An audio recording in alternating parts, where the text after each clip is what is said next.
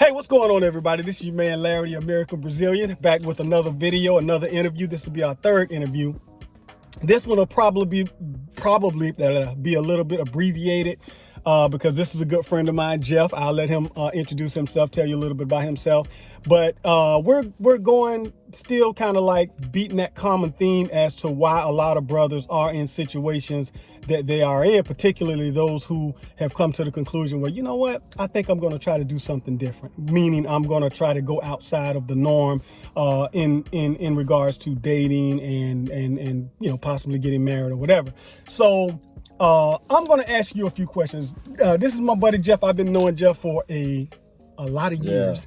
And Jeff is a good guy. It's funny because Jeff always calls me his hero because he says that I take risks. And the risks that I take, they're calculated, but they're risks nonetheless. And, you know, I'm the type of guy, if I believe in something enough, I'll go ahead and I'll at least try. What's the worst that can happen? Right. So, Jeff, you've been married before, right? Yeah. How many times have you been married? Twice. Okay, all right. I've been married a few times myself.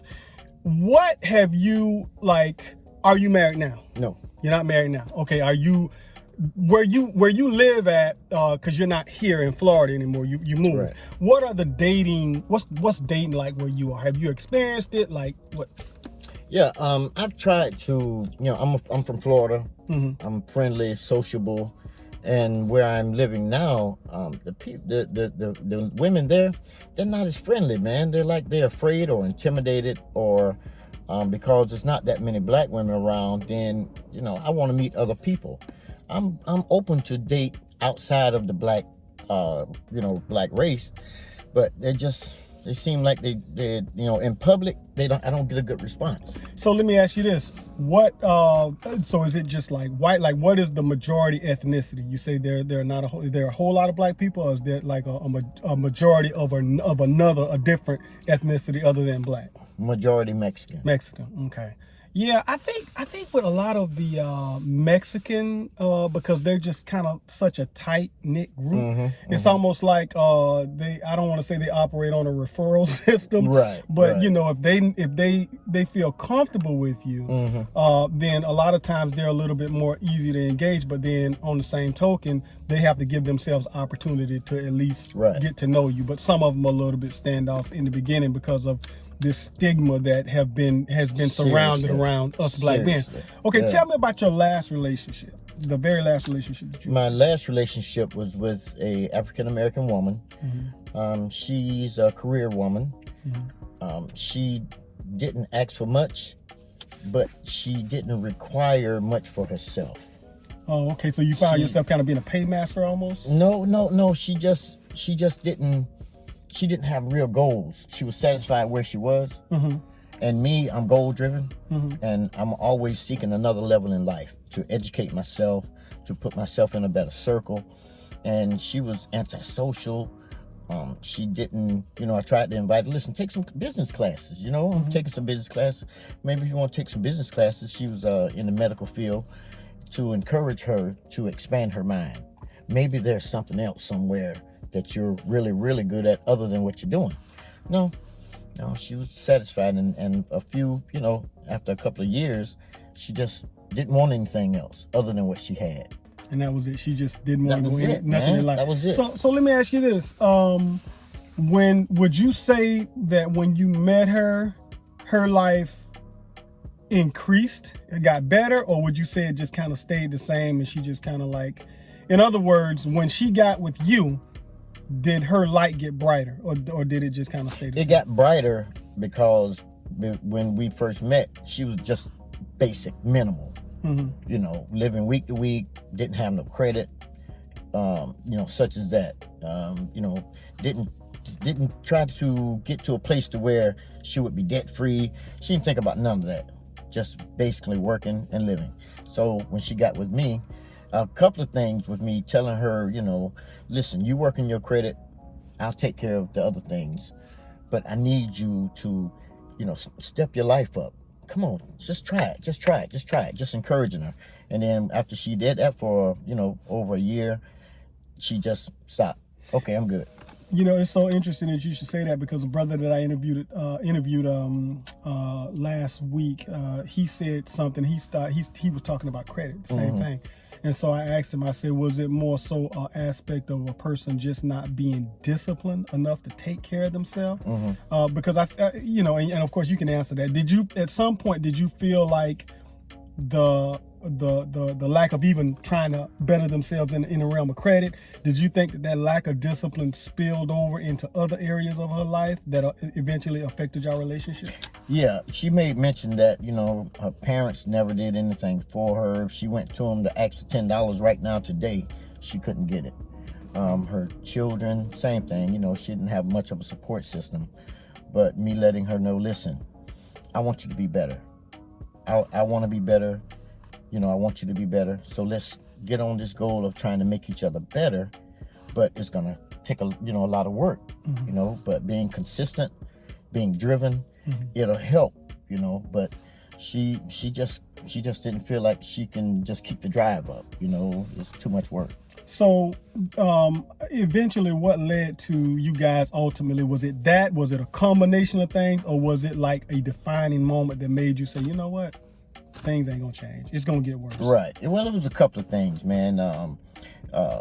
Prioritizing what's important. Okay. You know, and she was having issues, you know, with the kids, you know, 3 boys, and that was most important for her, to focus on these 20, 30-year-old young men, that she wanted to help them more than she wanted to help herself. Okay, so now these are grown men. Grown men. That can be productive members of society. That are self-sufficient, or could be self-sufficient. Self-sufficient, and she, independent. And so she kind of like just said that, as opposed to trying to get with you, after you have kind of helped her life increase, she would take a risk of going back to where she came from for helping her children. Right. Wow. And she's lived better with me than she ever have in her life.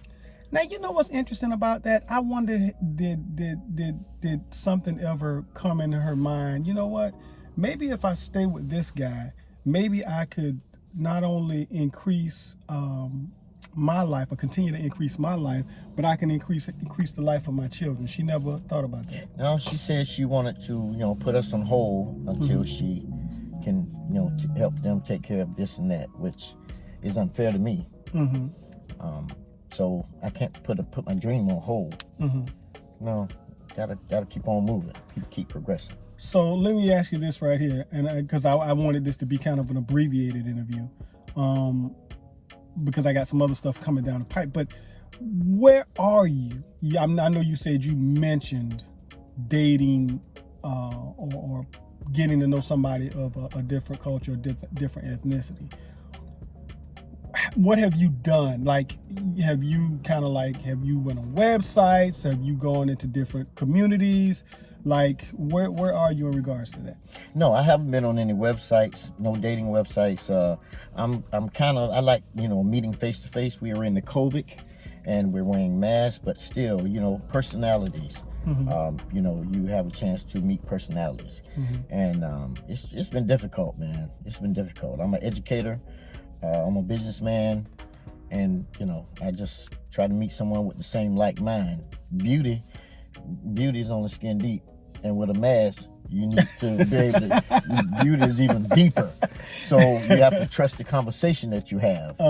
You know, when you talking and interacting, what kind of conversation do you have? A lot of the other African American women I've met, man, all they do is talk about themselves.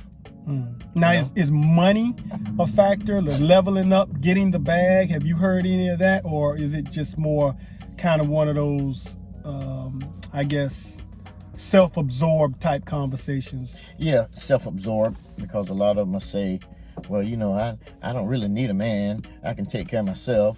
I got my own. Okay, so why are we sitting here talking?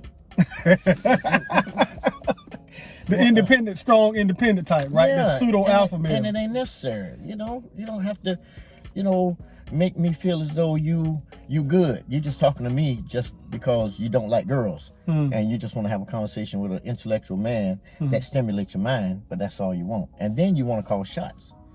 No, it's you know, not 50-50. It's 100-100. So the femininity, so do they come across a little more masculine, like dudes, or is it like controlling? Controlling. Okay. So the femininity, ladylike, quiet, meek, right? That's not once the controlling part of the conversation take over, and they start dictating a script that they want to have, then that leave me out because you already gave me a preconceived notion of what you want, how you want me to be with you. And if I get out of line, all you do is drop me.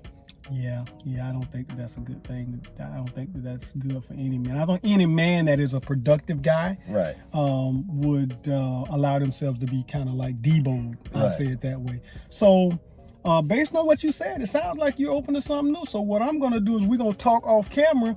And I'm not a dating coach or whatever, but I might have some avenues that if you decide you want to get in that lane. Listen, man, I've watched your life. I haven't been on the outside looking in. I've been on the inside looking out. And you've done some things that I wasn't brave enough to. That's why I always told you. I mean, listen, Larry, I'm proud of you, man. I'm proud of you. But I've been so career driven until I wouldn't take time to be brave enough, you know. So listen, man, just talk to me. Just let me know. We can sit down and talk, have a conversation, or whatever you need. You know, I trust your judgment because I've seen what you did and it worked. Well, brother, listen, I appreciate everything, and we're going to wrap this thing up. Again, we just wanted to do something abbreviated. I've been knowing this brother for a good time, a good while, and it's been a good time knowing him and to continue to get to know him. He's solid gold. He's worth his weight in platinum. Good brother. So we're going to wrap this thing up, and we're going to release this at some point soon. And this is your man, Larry, the American Brazilian. Até a breve. See you soon. É verdade.